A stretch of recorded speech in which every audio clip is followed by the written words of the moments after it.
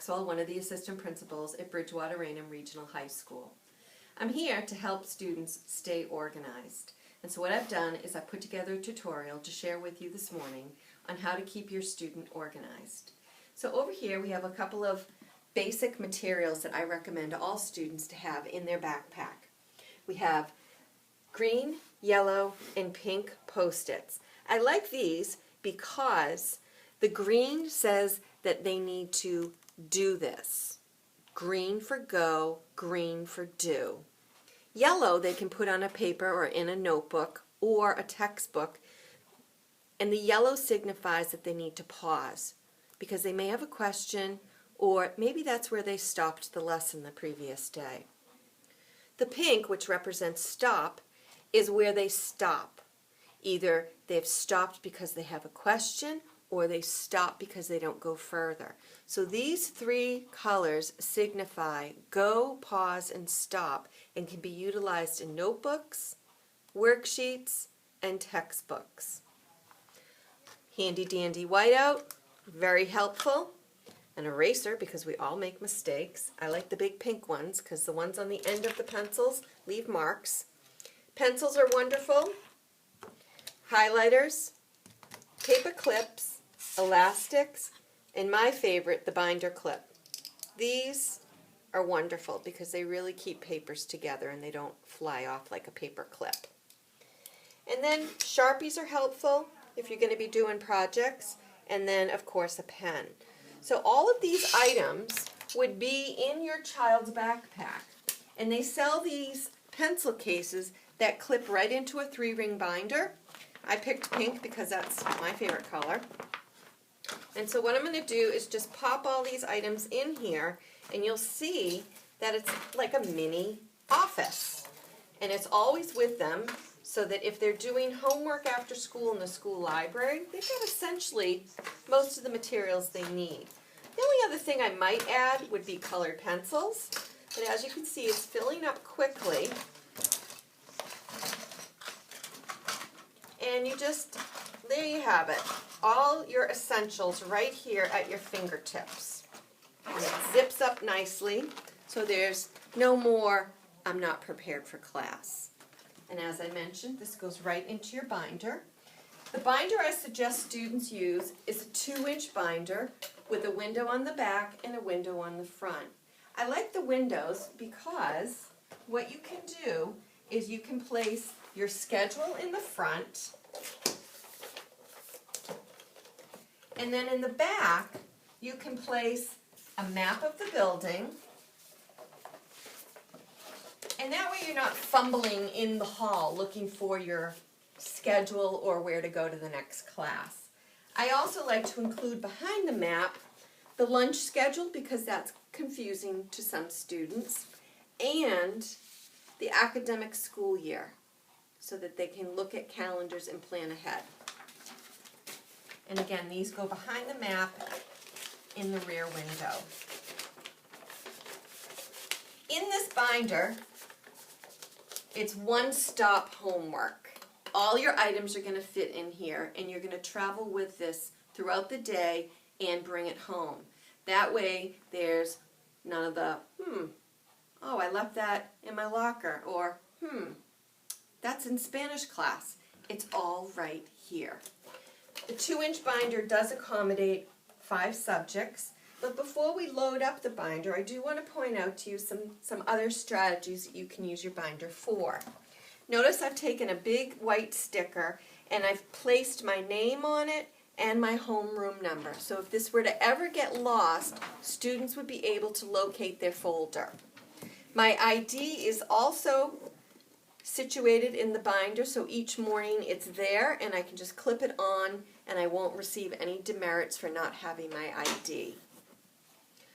There are 2 pockets in the front. The first pocket I've labeled Main Office Forms. These are those forms that you get throughout the year, but in the beginning of the year you get a lot of them. So what I like kids to do is place them here, and then pink for stop. Stop. And I wrote a little note, Mom has to sign. So when I get home tonight, that will signal to me I have to stop what I'm doing and bring these to Mom so she can sign them. After Mom signs them, I would then put a green sticker on it that would say, give to teacher. The other slot here holds my extra community service forms. You're going to need to do community service throughout the year, and so here you have right at your fingertips forms. That's the front of my binder. The back of my binder I'm going to grow into. I'm not sure what these are going to hold, but as the year progresses, I may come across things where I need to store them, and then I would designate these areas for that paper storage. So this is how I recommend students set up the 2-inch one binder. Okay, so now let's get started because we have some other goodies in here that I want to put in. But before we put our notebooks in, I'm going to just put in my mini office. Okay, it's actually a little chunky. You could take stuff out, I guess. Color coding things really makes it easy for students to stay organized. So what I've done here is I have purchased 1 subject notebooks. They're very inexpensive, and they really allow students to customize what class gets what color. So for instance, I've used orange for Spanish. I've taken another white sticker, I've clearly labeled the subject with my name on it. When the subject gets full, I would then write the end of the date, and then I would buy a new orange notebook, and I would start where I left off. To go with my orange Spanish notebook, I couldn't find an orange folder, so I went with clear, but I labeled it. This is where all my Spanish papers will go. Papers that I have to do are going to go on the left, and papers that are done go on the right. So if I were to receive Spanish homework tonight, I would put it on the left because I have to do it.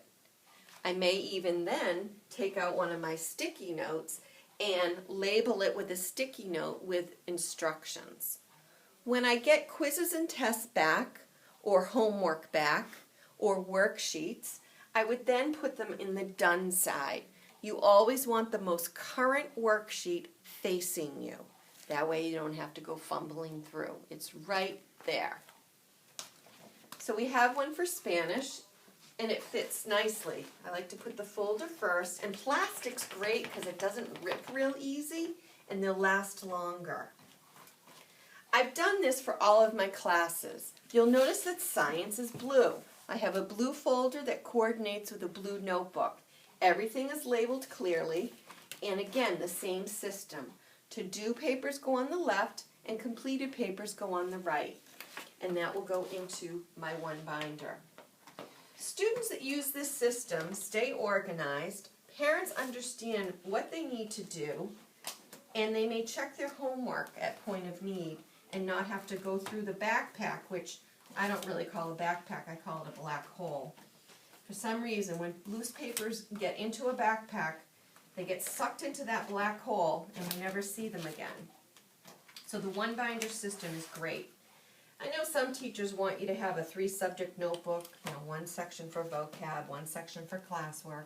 That's fine, but you can modify and adapt all of these strategies for any class. And there you have it. You have your one binder, and this size will fit in a backpack. If you go bigger than 2 inches, it gets challenging and kids won't use it because it won't fit in their backpack. And here you have it. One-stop studying. Stay organized this year and check out our website for more organizational tips. Have a great school year.